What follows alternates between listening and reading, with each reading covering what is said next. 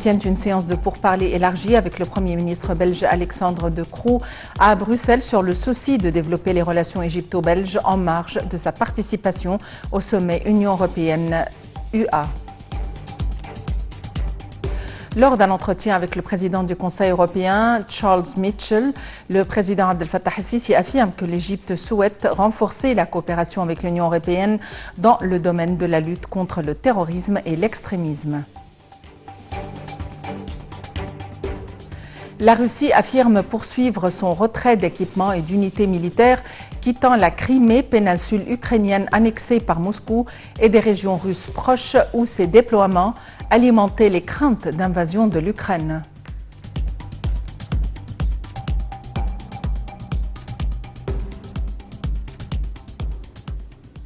C'était les grands titres. Voici l'actualité en détail. Le président Fattah el-Sisi a tenu une séance de pourparlers élargie avec le Premier ministre belge Alexandre De Croo à Bruxelles en marge de sa participation au sommet Union européenne-Union africaine. Selon le porte-parole de la présidence, Bassem Radi, le chef de l'État a confirmé son souci de développer les relations égypto-belges lors de la rencontre. Et pour sa part, le Premier ministre a salué les réalisations marquées par l'Égypte dans le domaine du développement et des grands projets nationaux, ce qui contribue à motiver les entreprises belges à travailler pour tirer parti des opportunités d'investissement prometteuses. Selon le porte-parole, l'entretien a porté sur un nombre de questions bilatérales, notamment le développement et la gestion des ports, la logistique, les énergies propres et renouvelables et la transformation verte sur fond du grand développement que l'Égypte connaît dans ce secteur de plus en plus important au niveau international. Les entretiens avaient également abordé un certain nombre de dossiers régionaux et d'intérêt commun.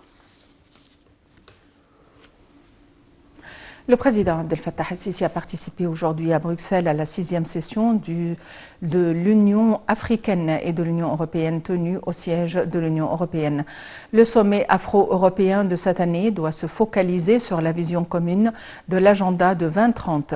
Le président el-Sisi entend mettre l'accent lors des travaux du sommet sur diverses questions qui préoccupent les pays africains, notamment en ce qui concerne le renforcement des efforts internationaux pour faciliter l'intégration africaine dans l'économie mondiale. Le président entend souligner la nécessité de fournir un soutien efficace aux pays du continent afin de les aider à réaliser les objectifs de développement durable à l'horizon 2030. Le président doit également aborder les préparatifs entrepris par l'Égypte pour accueillir la prochaine conférence de l'ONU sur le changement climatique COP27 prévue en novembre. L'Égypte souhaite renforcer sa coopération avec l'Union européenne dans le domaine de la lutte contre le terrorisme et l'extrémisme. C'est ce qu'a affirmé le président Abdel Fattah el-Sisi lors d'un entretien avec le président du Conseil européen Charles Michel. Ce dernier a valorisé les relations distinguées entre l'Union européenne et l'Égypte. Le président du Conseil européen a également loué les efforts déployés par l'Égypte dans le domaine de la lutte contre l'immigration clandestine. La concertation entre l'Égypte et l'Union européenne dans de nombreuses questions régionales importantes dans les instances internationales telles que le dossier libyen ont fait également objet d'examen.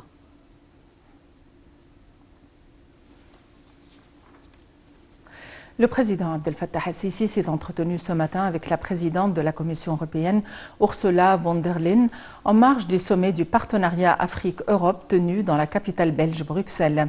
Au cours de la rencontre, Ursula a salué la visite du président el-Sisi au siège de l'Union européenne et son engagement à maintenir un contact régulier avec sa souveraineté à la lumière de que l'Égypte est un partenaire stratégique important de l'Union européenne, soulignant la volonté de l'Union à faire progresser la coopération avec l'Égypte à différents niveaux, compte tenu de ce que l'Égypte représente en tant qu'un centre de gravité dans la région. Le président el-Sisi a pour sa part exprimé son appréciation aux relations égypto-européennes européenne, soulignant l'intérêt de les développer et d'approfondir le partenariat traditionnel entre l'Égypte et l'Union européenne. Considéré comme un axe politique important tel qu'il est l'un des axes les plus importants de la politique égyptienne compte tenu de la participation des deux parties au voisinage régional interméditerranéen. La rencontre a porté sur le développement des relations entre les deux côtés, notamment dans le domaine de l'énergie renouvelable, de l'infrastructure et de la transformation verte, à la lumière de l'accueil par l'Égypte du sommet mondial sur le climat cette année, outre la coopération dans la lutte contre l'immigration clandestine et le terrorisme. La réunion a également abordé les discussions sur les questions politiques les plus importantes d'intérêt commun en Méditerranée, au Moyen-Orient et en Afrique du Nord, où le président de la Commission européenne a souligné la grande importance que l'Union attache au rôle important et central de l'Égypte qui parvient à équilibrer toutes les questions régionales. Le président Abdel Fattah el-Sisi a été reçu hier par le roi Philippe de Belgique au Palais Royal à Bruxelles. Sisi a déclaré lors de cette rencontre que l'Égypte aspirait à renforcer et à approfondir les relations avec la Belgique sur les plans économiques et commerciaux en maximisant le volume des investissements belges en Égypte. Le roi de Belgique a confirmé l'attachement de son pays à renforcer les relations avec l'Égypte dans les divers domaines, notamment à la lumière du bond de développement concret que connaît l'État égyptien. Le roi Philippe de Belgique a salué le rôle pivot joué par l'Égypte pour instaurer la stabilité au Moyen-Orient et en Afrique, notamment dans le cadre de la lutte contre l'immigration clandestine, le terrorisme et le soutien des solutions pacifiques aux crises dans la région. Sécurité, santé et stabilité sont les trois défis communs affichés par l'Europe et l'Afrique pour renforcer leurs relations à l'occasion du 6e sommet de l'Union européenne et l'Union africaine qui débute aujourd'hui à Bruxelles, alors que la France et ses alliés ont officialisé dans la matinée leur retrait du Mali. Sécurité, santé et stabilité sont les trois défis communs affichés par l'Europe et l'Afrique pour renforcer leurs relations à l'occasion du 6e sommet Union africaine qui débute jeudi à Bruxelles. Les tensions avec la Russie autour de l'Ukraine se sont par ailleurs invitées au sommet avec une réunion d'une heure des 27 sur les derniers développements de la crise avant son ouverture. 40 des 55 dirigeants membres de l'Union africaine, UA, retrouvent leurs homologues de l'Union européenne pour définir ce nouveau partenariat. Le sommet doit se poursuivre vendredi. Les discussions doivent se tenir autour de cette table ronde pour éviter la litanie des discussions et des discours lors d'une longue plénière sans résultat et des échanges animés sont attendus, ont expliqué les organisateurs du sommet. Emmanuel Macron a en effet un moment fort de la présidence française du Conseil de l'Union européenne, a dit « Nous voulons un sommet qui change la donne ». C'est ce qu'il a insisté à Paris. Mais l'Europe ne pourra pas aider une Afrique où l'instabilité et l'insécurité règnent, a mis en garde le chef de la diplomatie européenne, Joseph Borrell, en soulignant que coups d'État, conflits, terrorisme, trafic d'êtres humains, piraterie gangrènent le continent et ont un impact sur l'Europe. L'Union africaine a suspendu le Mali, le Burkina Faso, la Guinée et le Soudan après des coups d'État.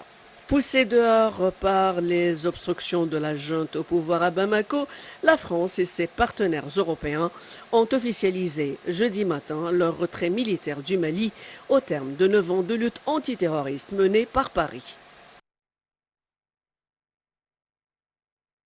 Les indices de la bourse du Caire ont collectivement reculé au terme des échanges d'aujourd'hui, qui ont été affectés par des opérations de vente de la part des institutions arabes et étrangères. L'indice principal EGX 30 a baissé de 0,6%, renonçant au niveau des 11 503 points. Les indices secondaires EGX 70 et EGX 100 ont également reculé de 0,5% et de 0,6%.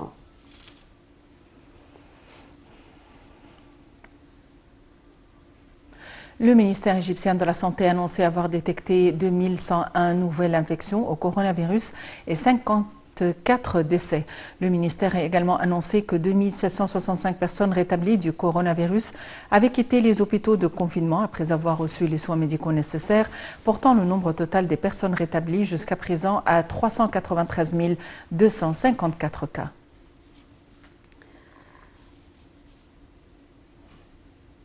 Le monde est désormais de mieux en mieux préparé à affronter les nouveaux variants de la Covid-19 avec lesquels il faudra vivre pendant encore des années.